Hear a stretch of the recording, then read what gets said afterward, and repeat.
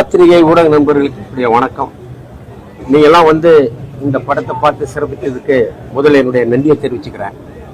Fire படம் நாங்கள் இந்த கதையை சார் சொல்லி இந்த வேலையை ஆரம்பிக்கும் போது இந்த படம் எந்த மாதிரி ஒரு படமாக வரப்போகுது, இது எந்த மாதிரி ஒரு தாக்கத்தை கொடுக்குங்கிற மாதிரி பல வகையில் திங்க் பண்ணி யோசிச்சு ஒவ்வொரு சீனையும் சார் டிஸ்கஸ் பண்ணி திருப்பி எழுதி ஒவ்வொரு டைலாக்கையும் பார்த்து செஞ்சு இந்த படம் இன்னைக்கு எல்லாரும் பார்த்து பாராட்டுற அளவுக்கு வந்திருக்குன்னா அதுக்கு முதல்ல டைரக்டர் ஜேஎஸ்கே சாருக்கு என்னுடைய நன்றியை தெரிவிச்சுக்கிறேன். படத்துல எனக்கு டைலாக் எழுத வாய்ப்பு கொடுத்தது மட்டும் இல்லாம முக்கியமான அந்த ஒரு வாட்ச்மேன் கேரக்டரையும் கொடுத்து என்னை நடிக்க வச்சு, இது வரைக்கும் நான் நிறைய படங்கள் நடிச்சிருக்கிறேன். சின்ன வேஷங்கள், தடையறத்தாக்க, தடம், அப்புறம் அநீதி படத்துக்கு நான் டைலாக் எழுதினேன், வசந்தபால் சார் படம். அதுலயும் எனக்கு ஒரு கேரக்டர் கொடுத்தாங்க. ஆனா இந்த படத்துல எனக்கு கிடைச்ச அந்த கேரக்டர் மாதிரி வேற எந்த படத்துலயும் கிடைக்கல. நடிக்கிறதுக்கு வாய்ப்பு நிறைய இருக்கிற மாதிரி ஒரு கேரக்டர் கொடுத்தாரு. அதுல நான் என்னைக்குமே அவருக்கு நான் நன்றி சொல்ல கடமைப்பட்டிருக்கேன். அதே மாதிரி இந்த படத்துல நடிச்ச ஹீரோ பாலாஜி முருகதாஸ், அவர் இந்த கதைக்கு கரெக்டா இருப்பாருங்கிறத சார் கரெக்டா ஜட்ஜ் பண்ணார். நிறைய ஆர்டிஸ்ட் பேசணும் யோசிச்சோம், இல்ல பாலாஜி முருகதாஸருடைய பாடி லாங்குவேஜ் அவர் இந்த கேரக்டருக்கு ரொம்ப கரெக்டா இருப்பாருங்கிற மாதிரி முடிவு பண்ணி அந்த கேரக்டருக்கு அவரை பிக்ஸ் பண்ணோம். அதே மாதிரி சாந்தினி மேடம் இதுல ஒரு முக்கியமான ஒரு அப்பாவி பெண் கேரக்டர் பண்ணிருக்காங்க. நீங்க பாத்திருப்பீங்க, ரொம்ப அழகா இயல்பா அதை பண்ணாங்க. சாட்சி மேடம் ரொம்ப துணிச்சலா அந்த கதாபாத்திரத்தை எடுத்து பண்ணாங்க. அது ரச்சிதா மேடம் கேரக்டரும் எல்லா லேடிஸும் பார்த்து ரசிக்கிற மாதிரி. ஆக இந்த எல்லா கேரக்டருமே ரொம்ப நல்லா பண்ணாங்க. தமிழ் சொல்லி அதுல ஒரு இன்ஸ்பெக்டர் கேரக்டர் பண்ணிருக்காங்க. ரொம்ப யதார்த்தமா ஒரு இயல்பான ஒரு இன்ஸ்பெக்டர் எப்படி இருப்பாங்களோ அந்த மாதிரி பண்ணாங்க. அதே மாதிரி காயத்ரி ஸ்டான் அவங்களுடைய கதாபாத்திரத்தை ரொம்ப அழகா, இது எல்லா கேரக்டருமே இஞ்சி பை இஞ்சா டைரக்டர் சாரு பார்த்து ஒரு டேக்குக்கு 10 டேக் ஆனாலும் சார் நினைச்சது வர்ற வரைக்கும் அதை கரெக்டா எடுக்காம விட மாட்டாரு. அதனாலதான் இந்த படம் எல்லா வகையிலையும், அதே மாதிரி போட்டோகிராஃபி சதீஷ் சாரு, ஒவ்வொரு துறையிலையும் எடிட்டிங், கேமரா, இப்படி எல்லா விஷயத்திலையும் அவருடைய முழு கவனம் இருந்தது. இது முதல் முறையா டைரக்ட் பண்றாருன்னு யாரும் நம்ப முடியாத அளவுக்கு எல்லா துறையிலையும் அவர் கவனம் செலுத்தி பண்ணனால எல்லாருக்கும் திருப்பி பார்த்தவங்க எல்லாரும் மனசார பாராட்டுற அளவுக்கு இந்த படம் வந்திருக்கு. எல்லாருக்கும் என்னுடைய நன்றியை தெரிவிச்சுக்கிறேன். பத்திரிகை துறை நண்பர்களுக்கு வணக்கம். இந்த படம் பார்த்துருப்பீங்க, நல்ல ஒரு ஃப்ளோவில் போயிட்டு நல்ல ஒரு கருத்து மெசேஜ் எல்லாம் சொல்லி வந்திருக்கு. இந்த படம் நல்லபடியாக வந்திருக்கு. நானும் இந்த படத்தில் பார்த்தீங்கன்னா நிறைய விஷயம் ஒர்க் பண்ணியிருக்கோம். சார் அதுக்கான ஸ்பேஸ் பார்த்தீங்கன்னா நிறைய கொடுத்துருந்தாரு. பத்திரிகை எல்லாருமே கொஞ்சம் நல்லா சப்போர்ட் பண்ணுங்க. தேங்க்யூ. வணக்கம். ஜேஎஸ்கே சாருடைய நிறுவனம் எங்களுடைய தாய் வீடு மாதிரி. ஆரம்ப கால ப்ராஜெக்ட்லேருந்து சாருடைய பயணிக்கிறோம். நாங்கள் ஏற்கனவே அண்டாவுக்கானான்னு ஒரு படம் சாருடைய தயாரிப்பில் நாங்கள் பண்ணியிருக்கோம். அதில் முழுமையாக எங்களுடைய திறமையெல்லாம் காட்டி நிறைய பாடலாம் எழுதியிருக்கேன். நான் அதுக்கு பிறகு அங்கேருந்து தளம் அமைச்சு கொடுத்தாரு சாரு. கேஜிஎஃப் அது நிறைய படங்கள் பண்ணிட்டு இப்போ இந்த படத்தில் ஒரு கல்யாண பாடல் எழுதியிருக்கேன். சார் டைரக்ஷன் பண்ணது மிக பெரிய மகிழ்ச்சி. அது சமூக கருத்தை இன்னைக்கு நடைமுறையில் நடக்கிற சம்பவத்தை எடுத்து துணிச்சலா அவர் பதிவு செஞ்சு நடிச்சு இவ்வளவு அழகா பண்ணதுக்கு அவருடைய மனசார வாழ்த்துக்கள். இந்த படம் வெற்றி அடைய மனசார வாழ்த்துக்கள். நன்றி. வந்திருக்க எல்லா பத்திரிகையாளருக்கும் நன்றி. படத்தை பார்த்து எல்லாருமே நல்ல பாசிட்டிவ் ரிவ்யூ சொல்லியிருக்கீங்க. ஸோ இது ரொம்ப பாசிட்டிவ் வேல மக்கள் அடையறதுக்காக தான் இந்த மூவியை எடுத்திருக்காங்க. ஃபயர் கண்டிப்பா ரொம்ப ஃபயரா வெளியில வரும்னு நான் நம்புறேன். Thank you so much. ஹாய், எல்லாருக்கும் வணக்கம்.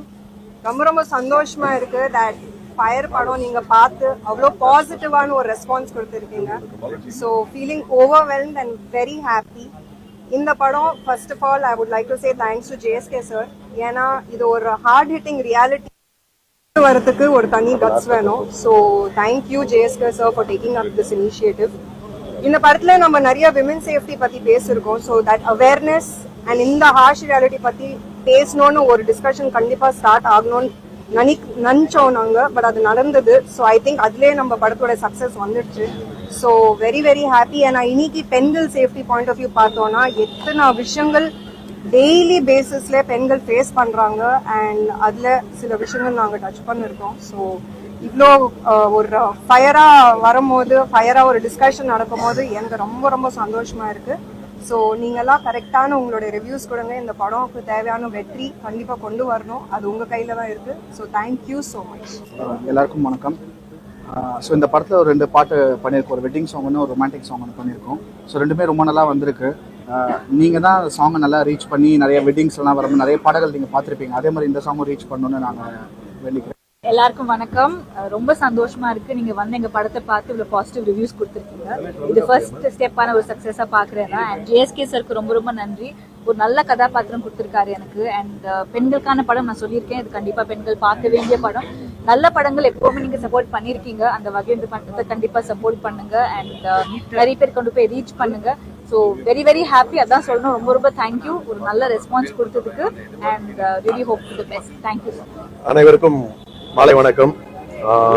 உங்களுடைய இந்த பாராட்டும் இந்த உற்சாக ஊக்கமும் வந்து எங்க எல்லாருக்கும் பெரிய ஒரு பாசிட்டிவ் எனர்ஜியை கொடுத்துருக்கு. இந்த படம் ஒரு நல்ல சிறந்த படமா வந்திருக்குன்னு நம்புறேன். நீங்க பார்த்திருக்கீங்க. இந்த படத்தை மக்கள் கிட்ட கொண்டு போய் சேர்க்க வேண்டிய முக்கிய பொறுப்பு உங்ககிட்ட இருக்கு. நிறைய படங்களுக்கு என்னுடைய தயாரிப்புல வந்த படங்களை வந்து சக்சஸ் பண்ணதுக்கு ஒரு முக்கிய காரணமா இருந்தது வந்து பத்திரிகை ஊடக நண்பர்கள் தான். இந்த படம் நல்ல படம் அப்படின்னு நம்புறேன். இந்த படத்தை வந்து மக்கள் பார்க்கறதுக்கு என்ன மாதிரியான விமர்சனங்கள், என்ன மாதிரியான செய்திகள் கொண்டு போகணுமோ அதை உதவி பண்ணுங்க. இந்த நேரத்துல என்னுடைய படத்துல நடிச்ச, அதுவும் குறிப்பா இந்த 4 ஹீரோயின்ஸ் சாந்தினி, சாக்ஷி, ரச்சிதா, காயத்ரி ஷான், இவங்க எல்லாருக்குமே இந்த நேரத்துல வந்து நன்றிகளை தெரிவிச்சுக்கிறேன். ஏன்னா ரொம்ப ஒரு துணிச்சலான அந்த கதாபாத்திரத்தை ரொம்ப அந்த கேரக்டரா அதை வந்து படமா பார்த்து அந்த கதைக்கு என்ன தேவை இருக்குன்றத அவங்க வந்து உணர்ந்து அதை வந்து அவங்க வெளிக்கொண்டு வந்தாங்க. அது எல்லா இன்னைக்கு இருக்கிற ஆர்டிஸ்ட் எல்லாருமே பண்றது இல்ல. பட் ப்ரொஃபஷனலா அவங்க எல்லாருமே அதை கொடுத்த ஒத்துழைப்புன்றது வந்து ரொம்ப அவங்களுக்கு ஹேட்ஸ் ஆஃப், நன்றிகள். அதே மாதிரி எஸ்ஐயா பண்ண தமிழ், அப்புறம் ஜீவா சார், அதுக்கப்புறம் எங்க கம்ப்ளீட் க்ரூ, அசிஸ்டன்ட் டைரக்டர்ஸ் எல்லாருக்கும் இந்த நேரத்தில் நன்றிகளை தெரிவித்துக் கொள்கிறேன். உங்களுடைய சப்போர்ட் வந்து எங்களுக்கு எக்ஸ்டெண்ட் பண்ணி எந்த அளவுக்கு இதை ரீச் பண்ண முடியுமோ ரீச் பண்ணி கொடுங்க. நன்றி, வணக்கம். சார், இது வந்து உண்மை கதையை சம்பந்தமா, ஏன்னா ஏற்கனவே காசியை 4 வருஷம் முன்னாடி அரெஸ்ட் பண்ணாங்க. சோ அவரை பேஸ் பண்ண படமா இது? வெளி உலகத்துக்கு தெரிஞ்ச காசி நாகர்கோயில் காசி, வெளி உலகத்துக்கு தெரியாத நிறைய முகமுடிகளோட காசி மாதிரி ஆட்கள் நிறைய பேர் இருக்காங்க. அந்த மாதிரி இருக்கக்கூடிய ஒரு நபர் அவருடைய லைஃப்ல நடந்ததை நம்ம பார்த்து இன்ஸ்பயர் பண்ணதுதான். 4 கதாபாத்திரங்கள், பெண்களோட கதாபாத்திரமும் ஒரு விதத்துல அவங்களாம் விக்டிம்ஸ் தான். அவங்களுடைய ரியல் லைஃப்ல நடந்த விஷயங்களை வந்து கொஞ்சம் இன்ஸ்பயர் பண்ணி சினிமாக்காண்டி சில கோட்டிங் பண்ணி படம் பண்ணியிருக்கோம். காசின்னு பேர் வச்சதால டக்குன்னு எல்லாரும் அது கனெக்ட் ஆயிட்டாங்க. அதுதான் இந்த கதையோட. அதான் இன்னைக்கு சமுதாயம் எதை நோக்கி போயிட்டு இருக்கோம், அப்படி பார்க்கும்போது இந்த படம் அவசியம் உணர்த்தப்பட வேண்டிய ஒரு கதையா பட்டது. அதனால அதை சார்ந்து அதன் பின்னணியில என்னென்ன இருக்கோ அதை எடுத்து பண்ண. இந்த நேரத்துல எங்க ஹீரோ பாலாஜி சொல்லியே ஆகணும். நிறைய ஹீரோஸ்க்கு வந்து நான் இந்த கதையை சொன்னேன், எல்லாருக்கும் பிடிச்சிருந்தது. ஆனா செய்யறதுக்கு தைரியம் இல்லை, நிறைய தயக்கம் காமிச்சாங்க. அப்போ பாலாஜியை வந்து எனக்கு சுரேஷ் சக்கரவர்த்தி தான் அறிமுகப்படுத்தினாரு. பிக் பாஸ்ல அவருடைய எபிசோட்ஸ் எல்லாம் பார்த்திருக்கேன். ஒரு நல்ல ஒரு டாமினேட்டிங் கேரக்டர், ஒரு பெண்களை வந்து டாமினேட் பண்றதாகட்டும், அவர் கேரி பண்ணி கொண்டு போற விதமாகட்டும், ஒரு ஏதோ ஒரு கர்வமான ஒரு மனிதர் மாதிரியே ஒரு ஃபீல் கொடுத்தது. பட் ஆனா ரொம்ப ஸ்வீட்டான ஒரு நபர். இந்த கதையை கேட்ட உடனே அவர் சொன்ன முதல் டைலாக் எனக்கு இப்போ ஞாபகம் இருக்கு. இந்த கதாபாத்திரத்தை நான் பண்ணலன்னா யார் பண்ணுவாங்க, நான் பண்றேன் சார், என்ன வேணாலும் ஆகட்டும் அப்படின்ட்டு இறங்கி பண்ணாரு. So it's a great opportunity for me also to giving him in this character. நல்ல எனக்கெல்லாம் வந்து ஒத்துழைப்பு கொடுத்த என்னுடைய டீம் அனைவருக்கும் நன்றி. எல்லாருக்கும் வணக்கம். பிரஸ் மீடியாக்கெல்லாம் யாரும் தப்பா எடுத்துக்காதீங்க. நான் எப்பயோ ரெடி ஆயிட்டேன். சார் தான் படம் இன்னும் முடியல, கொஞ்சம் லேட்டா வாங்கினாங்க. அப்ப டிராபிக்ல மாட்டிக்கிட்டேன். ஸோ அதுக்கு மன்னிச்சுக்கோங்க. இப்ப ஆரம்பிக்கிறேன். என்ன சார், இது ஒரு சிறந்த படம், நல்ல படம். இதுல நல்ல மெசேஜஸ் இருக்கு. நானும் கொஞ்சம் நடிச்சிருக்கேன், பாத்திருப்பீங்க. டைரக்டர் வாழ சொன்னாரு, வாழ்ந்தேன். நீங்க வந்து அதை பாலாவா பார்க்க கூடாது. அது டைரக்டரோட இமேஜினேஷன், டைரக்டரோட கற்பனை, டைரக்டரோட விஷன், அப்படி பார்க்கணும். நீங்க அவர் என்ன சொன்னாரோ அதை நான் செஞ்சேன். அதனால ஏதாவது கருத்து இருந்தா நீங்க அவர்கிட்டயே கேட்டுக்கோங்க. சோ எனக்கு வந்து ஒரு நல்ல ஒரு எக்ஸ்பீரியன்ஸா இருந்துச்சு ஜேஎஸ்கே சார் டைரக்ஷன்ல வந்து நடிச்சது. ஏன்னா இன்னொரு 2-3 படம் பண்ணா என்ன ஒரு எக்ஸ்பீரியன்ஸ் கிடைக்குமோ அது வந்து எனக்கு ஒரே படத்துல கொடுத்துட்டாரு. எந்த மாதிரி இடத்துலன்னா இட் வாஸ் வெரி க்ரூஷியல். ஏன்னா நம்ம ஒரு டார்கெட் வச்சு படம் பண்றோம், இந்த டேட்குள்ள படத்தை முடிக்கணும்ட்டு. ஃபார் எக்ஸாம்பிள் ஒரு சாங்லாம் பாத்தீங்கன்னா கல்யாண் சாங் பார்த்துருப்பீங்க, எல்லாருக்கும் பிடிச்சிருக்கும்னு நினைக்கிறேன். அந்த சாங்லாம் நாங்க ஒரே நைட்ல ஷூட் பண்ணோம்னா நிறைய பேர் நம்ப மாட்டாங்க. எஸ், நாங்க அதெல்லாம் ஒரே நைட்ல தான் ஷூட் பண்ணோம். ஸோ அந்த மாதிரி ஷூட் பண்ணும் போது அதுல வந்து ஒரு கொஞ்சம் ப்ரெஷர் இருக்கும். எங்கேயுமே நம்ம வந்து ஸ்டெப்பை மிஸ் பண்ணிடக்கூடாது, நம்மளால வந்து டேக் போயிடக்கூடாது அப்படின்ட்டு. ஃபார்ச்சுனேட்லி டேக்லாம் எதுவும் போகல. ஸோ ஒரே நைட்ல முடிச்சுட்டோம் அந்த சாங்கை. மெயினா அந்த ஒரு விஷயத்துக்கு வந்து என்ன பாராட்டினாரு. அது வந்து இங்க நான் அழுத்தம் திருத்தமா வந்து நான் சொல்லிக்கிறேன். அண்ட் ரொம்ப சேலஞ்சிங்கான ஒரு கேரக்டர் தான். நீங்க வந்து வாழ்ந்திருக்காரு அப்படின்னு வந்து சொல்றீங்க, உங்களுக்கு தெரியும்ல அந்த மாதிரி சீன்ஸ் எல்லாம் எடுக்கும் போது சுத்தி வந்து ஒரு 10-20 பேராச்சும் இருப்பாங்க, டீம் மெம்பர்ஸ், க்ரூ மெம்பர்ஸ். இவங்க வந்து என்னென்ன கோரியோகிராஃப் பண்றாங்களோ மைக்ல அதை தான் நாங்க வந்து செய்யணும். At the same time how to make sure கூட நடிக்கிற ஆர்டிஸ்ட் வந்து கம்ஃபர்டபுளா இருக்கணும். அதை தாண்டி நம்ம நடிச்சா இதை வந்து ஆடியன்ஸ் ரசிப்பாங்களா அப்படின்னு ஒரு கான்ஃபிடன்ஸ் இருக்கணும். அதெல்லாம் பண்றதுக்கு வந்து ஒரு தைரியம் வேணும், ஒரு கான்ஃபிடன்ஸ் வேணும். நம்ம மேல ஒரு கான்ஃபிடன்ஸ் இருந்தால் தான் அந்த சீன்ஸ் எல்லாம் வந்து தயங்காம பண்ண முடியும். நான் பண்ணியிருக்கேன், அதுவும் என்னோட 2வது படம் லீடா. So it's a very big opportunity for me. எனக்கு சான்ஸ் கொடுத்த JSK film corp, JSK sir and என் கூட நடிச்ச ஆர்டிஸ்ட் அண்ட் இங்க வந்திருக்க பிரஸ் மீடியா எல்லாருக்குமே ரொம்ப நன்றி. சார், ஜேஎஸ்கே சார் இந்த மாதிரி படத்துல நடிக்கிறதுக்கு ஹீரோ சம்பளம் வேணாம்னு சொல்லியிருப்பாரு. எப்படி ஹீரோ சம்பளம் வேணாம்னு சொல்லியிருப்பாரு. அப்படிலாம் இல்ல, அப்படி எல்லாம் கிடையாது. அதான் நீங்க அவர் சொன்னதுதான். அது அந்த கேரக்டர் பண்றதுக்கு ஒரு பெரிய தைரியம் வேணும். அதை பர்ஃபார்ம் பண்றதுன்றது வந்து ரொம்ப அவ்வளவு ஈஸி எல்லாம் கிடையாது. அவ்வளவு ஈஸியா எல்லாம் பர்ஃபார்ம் பண்ணிட முடியாது. அதுக்கு வந்து ஃபீமேல் ஆர்டிஸ்டோட அந்த ஒரு செட்ல அவங்களோட கம்ஃபர்ட் ஜோன், அதுக்கப்புறம் அவ்வளவு பேர் இருக்கும்போது அதை வந்து அதை நம்ம எதிர்பார்க்கிற மாதிரி அந்த ஒரு ரியாக்ஷன்ஸ், அவங்க பர்ஃபார்மன்ஸ் எல்லாம் வந்து பெரிய விஷயம். நார்மலா ஒரு படம் கூட நடிச்சிடலாம், இந்த மாதிரி படம் நடிக்கிறது ரொம்ப கஷ்டம். நியாயமா இதுக்கெல்லாம் அவர் கூட தான் சம்பளம் தரணும். நான்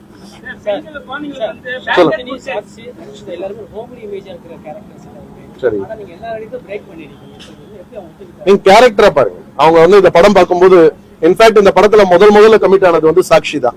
எனக்கு வந்து ஒரு அப்பர் கிளாஸ்ல இன்னைக்கு சொசைட்டில இருக்கிற ஒரு மேரீடு உமன், அதுவும் புதுசா கல்யாணம் ஆனவங்க, எப்படி அவங்களுடைய ஒரு ஸ்டைல் இருக்கும், அதுக்கேற்ற மாதிரி எனக்கு ஒரு ஃபிட்டின் ஆகிறதுக்கு ஒரு முகம் தேவைப்பட்டது. அது எனக்கு சாக்ஷி டெய்லர் மேடா கிடைச்சாங்க. அவங்க கிட்ட நான் வந்து ஒரு சீனுமே என்ன எடுக்க போறோம் அப்படிங்கறத டே 1 எல்லா ஆர்டிஸ்டுக்குமே நான் எதையும் வந்து ஸ்பாட்ல போய் எதுவுமே இம்ப்ரூவைஸ் பண்ணல. நாங்க ப்ரீ பிளான் பண்ணி என்ன பண்ணமோ அதை சொன்னோம். இந்த கதைக்கான அவசியம் அவங்க வந்து அதை வந்து உள்வாங்கிக்கிட்டு அதை வந்து அவங்க பண்ணாங்க. அதனால அது வந்து இட் இஸ் அ டாஸ்க். ஒரு சாதாரண எல்லா கேரக்டர் ஒரு ஸ்டண்ட் பண்ணிடலாம், டான்ஸ் பண்ணிடலாம், இந்த மாதிரி கேரக்டர்ஸ் பண்றதுக்கு தான் இங்க ஆர்டிஸ்ட் இல்ல.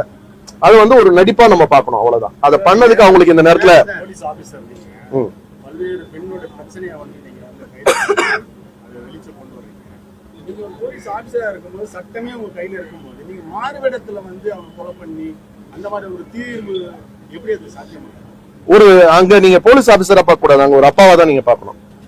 இல்ல, சட்டம் உங்க கையில இருக்கு. சட்டம் என் கையில இருந்தாலும் சட்டத்துக்குன்னு சில வரமுறைகள் இருக்கு இல்லையா?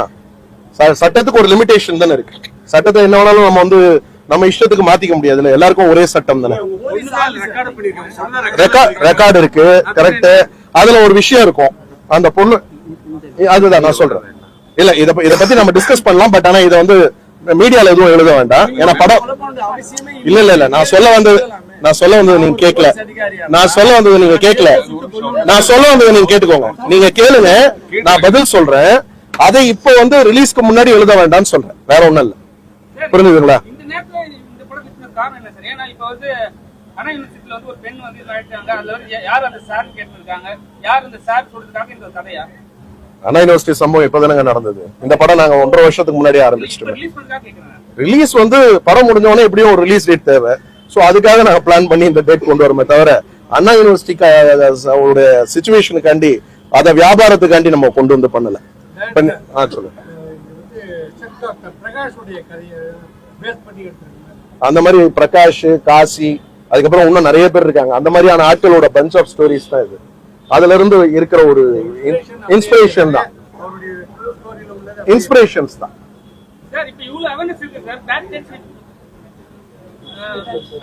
பேட் டச், குட் டச் எல்லாமே இருக்கு. சின்ன வயசுலயே வந்து கத்து கொடுக்குறாங்க. இவ்வளவு படிச்ச லேடிஸ், படிச்சவங்களே போய் மாட்டிக்கிறாங்களா? அதை வச்சு ஏதாவது சொல்ல வரீங்களா சார்? ஆமா, இன்னைக்கு இவ்வளவு விழிப்புணர்வு இருந்தும் இன்னைக்கு டெய்லி நீங்க பாக்குறீங்க. நேத்து ஒரு ட்ரெயின்ல ஒரு கர்ப்பிணி பெண்ணை வந்து என்ன பண்ணாங்கன்றது நம்ம எல்லாருமே தெரியும். அப்போ சமூகம் எதை நோக்கி போயிட்டு இருக்கு? இன்னும் அந்த அந்த இடத்துக்கு இன்னும் நம்ம ரீச் ஆகல. பெண் உரிமைன்னு நம்ம பேசுறோம், சம உரிமைன்னு பேசுறோம். சம உரிமை கிடைச்சிருச்சான்னு பாத்தீங்கன்னா சம உரிமையோட அளவுகோல் தான் வந்து கொஞ்சம் இன்க்ரீஸ் ஆயிருக்க தவிர முழுசா அது கிடைச்ச மாதிரி தெரியல. சோ இப்போ நம்ம இப்ப அடுத்தவங்களுக்கு அட்வைஸ் பண்ணலாம். அந்த அட்வைஸை விட நம்ம செல்ஃப் அட்வைஸ்னு ஒண்ணு இருக்கு. நமக்கான வரமுறை, நமக்கான பவுண்டரி, நம்ம இருக்க வேண்டிய பாதுகாப்பு, இந்த கட்டுப்பாடுகளை வந்து நமக்குள்ள வகுத்துக்கிறது ரொம்ப முக்கியம்னு தேவைப்படுது. தப்பான ஆள் கூட இருக்கும்போது ஏன் அரசியல்வாதி சேர்க்கிறீங்க? எப்படி தப்பான ஆள் ஒருத்தர் இருக்காரு, அவர் வந்து எல்லா பெண்களையும் அபியூஸ் பண்றாரு. அப்படி வந்து நீங்க வந்து கண்டிப்பா அரசியல்வாதியை சேர்க்கணும்னு சொல்லி கேட்ட மாதிரி. அதாவது நீங்க இப்போ கர்நாடகால பாத்தீங்கன்னா இப்போ சமீபத்துல போன வருஷம் நீங்க பாத்திருப்பீங்க, ஒரு இளம் எம்பி அவர் வந்து கிட்டத்தட்ட நூத்துக்கணக்கான பெண்களை வந்து பாலியல் பலாத்காரம் பண்ணிட்டு அந்த பெண்களை வந்து மிரட்டி, அவர் வந்து உங்களுக்கு தெரியும், அவர் தேவகோடாவோட ரிலேட்டிவ் நினைக்கிறேன், பேரன், அவர் வந்து அரெஸ்ட் ஆனாரு. அதுல வகையான வீடியோக்கள் நம்ம எவ்வளவு பேர் பார்த்திருப்போம், எவ்வளவு பேரை வந்து அந்த வீடியோஸ் காமிச்சு அவர் மிரட்டி இருப்பாரு. சோ இதெல்லாம் ஒரு இன்ஸ்பிரேஷன்ஸ் தான். அதாவது அரசியல்வாதி தான் தப்பு பண்றான்னு கிடையாது. எல்லா சொசைட்டிலயும் எல்லா இடத்துலயும் ஆளுங்க இருக்கதான் செய்யறாங்க. அதான் சொல்றேன், எல்லா செக்மெண்ட்லயும் இங்க இருக்காங்க. இப்போ நம்மளுடைய பத்திரிகை நண்பர்கள்ல சில பெண்கள் என்கிட்ட பேசும்போது சொன்னாங்க, எல்லா இடத்துலயும் அன்றாட நம்ம பாத்துக்கிட்டு இருக்கோம். நான் இது வந்து ஒரு பெண்களுக்கான ஒரு பிரத்யேக ஒரு ஸ்பெஷல் ஸ்கிரீனிங் பண்ணேன். அதுல ஒரு கிட்டத்தட்ட ஒரு 50க்கு மேல வந்து பெண் ஆட்டோ ஓட்டுநர்கள் வந்தாங்க. அவங்க சொல்லிட்டு போறது, நாங்க ஆட்டோ ஓட்டும் போது அன்றாடம் எங்கேயாவது ஒரு கேஸாவது நாங்க இப்படி எக்ஸ்பீரியன்ஸ் பண்றோம், அத்துமீறல் அதிகமா இருக்கு, என்ன பண்றது, நாங்க இருக்க வேண்டிய அந்த ஒரு செல்ஃப் கண்ட்ரோல்லயும் எங்களுடைய அந்த ஒரு பாதுகாப்புலயும் நாங்க இருந்துகிட்டு இருக்கோம். சோ அது இருக்கத்தானே செய்யுது. அதை இன்னும் நம்ம வந்து பாடம் எடுத்துக்கிட்டே இருக்க ஒரு சதவீத மக்களுக்கு அது புரியட்டுமே.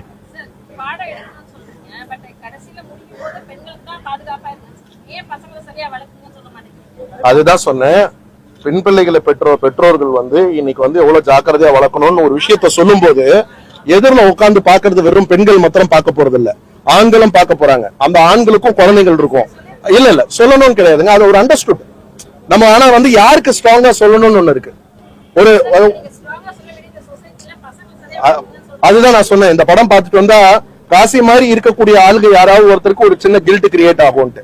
அந்த கில்ட் தான் சக்சஸ் ரேட். இதுல ஐயோ நம்ம இப்படி இருக்க கூடாதுன்னு ஒரு சின்ன தாட் கிரியேட் ஆகும். பெண்கள் இவ்வளவு பாதுகாப்பு சொல்றீங்க, 4 பெண்கள் நடிச்சிருக்காங்க. அதுல வந்து ரசிகா வரவேல அவங்கள்ட்ட ஒரு வாரம் கேட்கும்போது பர்சனலான விஷயம் என்னால வர முடியாது, மத்த விஷயத்தெல்லாம் சொல்லியிருக்காங்க. அது நீங்க எப்படி பாக்குறீங்க? அவங்க பர்சனல் சொல்லும்போது நான் எப்படி பேசுறது? அவங்க வந்து ஃபர்ஸ்ட் வந்து ப்ரமோஷன் வந்தாங்க, அதுக்கப்புறம் ப்ரமோஷனே வரவே இல்ல. அவங்க நம்ம இப்ப கூட இன்னைக்கு கூட கூப்பிட்டேன், அவங்க ஷூட்ல இருக்காங்க பெங்களூர்ல, வரல. பாலா கூட ஒரு வாரம் முன்னாடி ஊர்ல இல்ல, இன்னைக்கு இருந்தாரு வாங்கன்னு. சாந்தினி வேற ஒரு படம் ஷூட்ல இருந்து பாதியில வந்திருக்காங்க.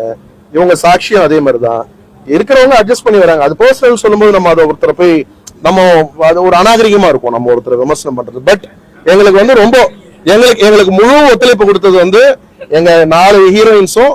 அதுல அதே மாதிரி ரச்சிதாவை பத்தி குறிப்பா சொல்லணும். இந்த கேரக்டர் சொல்லும் போது அவங்க வந்து ரொம்ப குடும்ப பாங்கான ரோல்ஸ் பண்ணிட்டு இருக்கும்போது அவங்களுக்கு இந்த கேரக்டர்ல இருந்த இம்பார்ட்டன்ஸ் தெரிஞ்சு அவங்களும் இந்த கேரக்டரை உள்வாங்கி எங்களுக்கு வந்து செட்ல எந்த ஒரு சின்ன ஒரு டிஸ்கம்ஃபர்ட் கூட கிடையாது, ஃபுல் கோஆபரேஷன் கொடுத்தாங்க. இந்த படத்துலதான் முதல்ல அவங்க சொந்த குரல்ல டப்பிங் பேசியிருக்காங்க. அதனால எங்களுக்கு எந்த விதமான ஒரு கசப்பும் கிடையாது. அதே மாதிரி டாக்டர் எல்லாம் சண்டைக்கு வந்துருவாங்கன்னு தான், ஏன்னா அவங்க லார்ஜ் ஸ்கேல்ல இருக்காங்க. பிசியோதெரபிஸ்ட் டாக்டர் வச்சுக்கணும். நீங்க காவல்துறை எடுத்தா நம்ம 10 படத்துல வந்து பாத்தீங்கன்னா 8 படத்துல வந்து காவல்துறையை சார்ந்தவங்களை வில்லனா காட்டுறோம். அதனால காவல்துறை மொத்தம் நம்ம மேல வரப்போறாங்களா? வக்கீல காட்டுறோம், ஜட்ஜ காட்டுறோம், யார காட்டல, நம்ம பள்ளி தாளாளரை காட்டுறோம். அதனால அப்படி கிடையாது, இது ஒரு கேரக்டர் தான். அதனால அது மாதிரி கோவப்பட்டு வந்தாங்கன்னா அவங்க ஒண்ணு காசி மாதிரி இருந்தா மாத்திரம் தான் கோவப்படணும். ஏன் கேக்குறேன்னா பிசியோதெரபிஸ்ட் டாக்டர் பார்மசிக்கு பிரிஸ்கிரிப்ஷன் எழுத மாட்டாங்க. அப்படியா? எழுதுவாங்க. அதாவது நீங்க காட்டு மசில் ரிலாக்ஸிங் மெடிசின்ஸ் வந்து அவங்க தான் கொடுப்பாங்க. நான் பார்மசிஸ்ட், அதனாலதான் நானும் உங்ககிட்ட சொல்றேன். ஆமா, அதான் உரசி இருக்கீங்க. யார் ரெண்டும் காரணம்? அதுதான் சொல்றாங்களா அவங்களே, நாங்க தெரியாம பண்ண ஒரு தவறுதான் அது. அப்படி கிடையாதுங்க.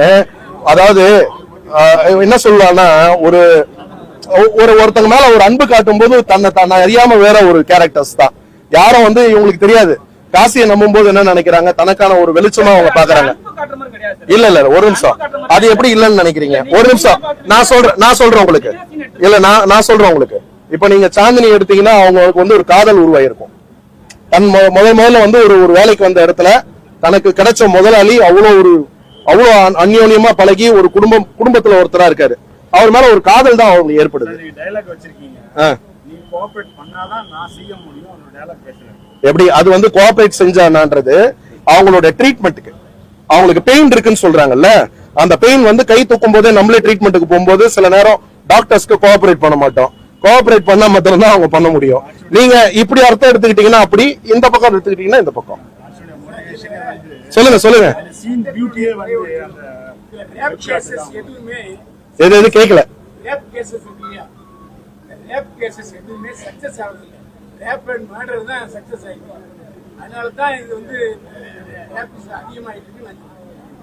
கரெக்ட், சமுதாயத்துல நடந்துகிட்டு இருக்கிற விஷயங்கள் தான், இல்லன்னு நான் யாரும் சொல்லலையா. அதை பாருங்க, எந்த பெண்ணும் ரேப் கோர்ட் அடிக்க மாட்டாங்க. ஏன்னா ரேப் பண்றதை விட பலி அதிகமா இருக்கும் கோர்ட்டுக்கு போறது. கரெக்ட். அதனாலதான் நிறைய பேர் ஒதுங்கி இருக்காங்க. இதுல இருந்து அவங்க வந்து வெளியில வந்து ஒரு கம்ப்ளைண்ட் கொடுக்கல, இதுல இருந்து வெளில வந்தா போதுன்ற ஒரு சிச்சுவேஷனு. அத காசி எவ்வளவு டாமினேட் பண்றான், எப்படி ஒரு டேக் ஆஃப் பண்ணிக்கிறான், அதை வந்து அந்த அத்துமீறல் எவ்வளவு தூரம் போகுதுங்கிறத வெளிப்படுத்துறது தான். நடிகளே எடுத்துங்களேன், டைரக்டர் டார்ச் பண்ணாரு, இவரு கேரவங்கள டார்ச் பண்ணா சொல்றாங்க, அவங்க பேரை ஏன் சொல்ல மாட்டேங்கிறாங்க? இது அவங்க கிட்ட தான் கேட்கணும். என்ன கேட்டீங்கன்னா நான் என்ன பண்றது? நான் சினிமாக்காரன், நான் கேரவன்ல யாராவது கூப்பிட்டு இருந்தா பரவாயில்ல. நீங்க அவரே பேர் சொல்ல மாட்டாரு. பேர் நமக்கு தெரியாத பேரை நான் என்ன சொல்ல முடியும்? எப்படிங்க அது எதுக்குங்க? இது வேற படிச்சிருக்கேன் அவ்வளவுதான். சட்ட ரீதியமா வந்து பாத்தீங்கன்னா இன்னைக்கு முதல்ல வந்து ஒரு பயம் வந்து ஒருத்தவங்களுக்கு உருவாகணும். நம்ம வந்து இன்னைக்கு தப்பு பண்ணிட்டா ஒரு மாசம் 2 மாசத்துல லாயர்ஸ் இருக்காங்க, வெளியில எடுத்துருவாங்க, சட்டத்துல ஓட்ட இருக்குன்ற நம்பிக்கை இருக்கிறதாலதான் தைரியமா துணிஞ்சு பண்றான். இப்போ இந்த ரெயில்ல தள்ளி விட்டவன் பாத்தீங்கன்னா இதுக்கு முன்னாடி ஆல்ரெடி ஒரு இதே மாதிரி பாலியல் அத்துமீறல்ல ஒரு கொலை கேஸ்ல உள்ள போயிட்டு வந்தவன் தான். அவன் திரும்ப அதை மீறி ஒரு கர்ப்பிணி பெண்ணு கிட்ட போய் அப்படி நடந்துக்கிறான் அப்படின்னா அவனுக்கு ஒண்ணு சைக்கோவா இருக்கணும், அதை மீறி சட்டத்துல இருக்கிற ஓட்டையில வெளில வந்துடலான்ற நம்பிக்கை தான். அப்போ அதுக்கு வந்து அந்நிய நாடுகள்ல இருக்கிற மாதிரி நம்ம வந்து சட்டங்களை கடுமையாக்கி கடுமையான தண்டனைகளை வந்து நிறைவேற்றினாங்கன்னா ஒரு பயம் உருவாகிறதுக்கான வாய்ப்புகள் இருக்கு. எப்படி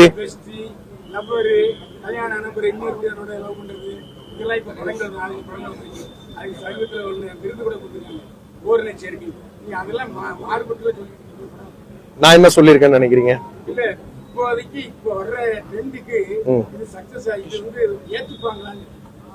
ஏத்துப்பாங்க நம்புறோம். நல்ல படம் பண்ணிருக்கோம் நம்புறோம். நீங்க நம்புறீங்களா? நல்லா இருக்குன்னு நினைக்கிறீங்களா? படம் ஓரளவுக்கு 52 மார்க் கொஞ்சம் ஸ்லோ. செகண்ட் ஹாஃப் வந்து அதாவது நம்ம சொல்றோம் இல்லையா, ஒரு யதார்த்த சினிமாவா பண்ணணும்னு ஆசை. சினிமா மேஜிக் பெருசா காட்ட வேண்டாம்ன்றதுதான்.